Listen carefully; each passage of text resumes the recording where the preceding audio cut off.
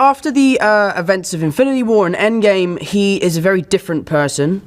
He's been through a lot, something that none of us can really relate to. And Spider-Man, to him, has become a bit of a chore. You know, he decides to sort of hang up the suit and go on holiday and enjoy his time with his friends and just be a young adult and be someone who's enjoying their life and learning who they are and finding out where they belong in the world.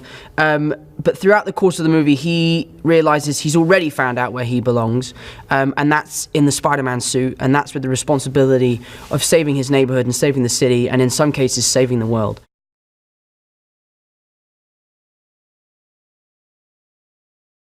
I think he did a great job with that in Homecoming, with it being a lighthearted film, with it being a funny film, but without sacrificing the emotion or the drama that superhero films warrant, you know?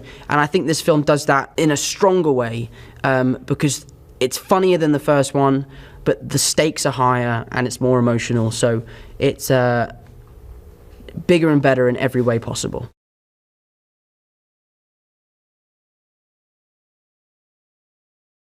I loved working with Sam. I really enjoyed working with Sam. It was a lot of fun. Obviously, in the film, Peter Parker is very intimidated by Sam Jackson.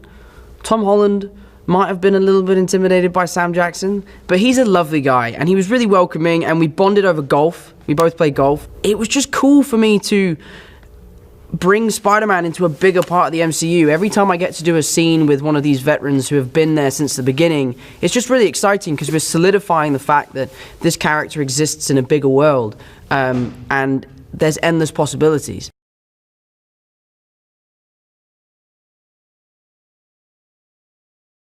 Happy Hogan is one of my favorite characters from the MCU, and when I found out that he'd be coming back for Spider-Man Far From Home, I was just over the moon because I love the energy he brings to the films. And everyone says Robert is the godfather of the MCU, but Favreau is like, he's the mastermind. Him and Kevin, they made the first movie and the second movie, so I loved picking his brains about that. But Happy Hogan in this film sort of has a little bit of a thing with Aunt May, which Peter isn't too sure about, but he's not mad about it either because he really likes Happy.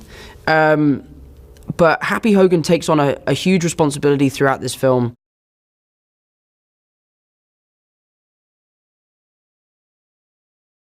Jacob was fantastic in the first one, but he had gone away after making Spider-Man Homecoming and made a few new films, and when he came onto set for Spider-Man Far From Home, he meant business. He was so good, and when we finished the first scene with him, everyone was blown away by how great he was, and he improvised for 2 minutes straight, and all of it was great. Because you often find when people improvise that you're like, oh, come on, mate, this is really rubbish. You're just wasting film now. And Jacob filled a clip of just gold, and I hope all of it makes the film because it was so funny, and I was in stitches behind the camera.